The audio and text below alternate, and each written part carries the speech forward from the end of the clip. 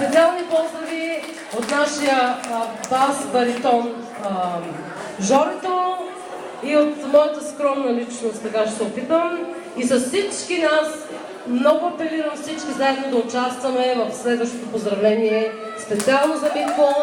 Мите, още толкова, 3 пъти по толкова да бъдеш с нас и да посрещаш щастливи рождени дни ти пожелаваме. Благоденствено и мирно житие, здраве же и спасение, и во всем благое поспешение.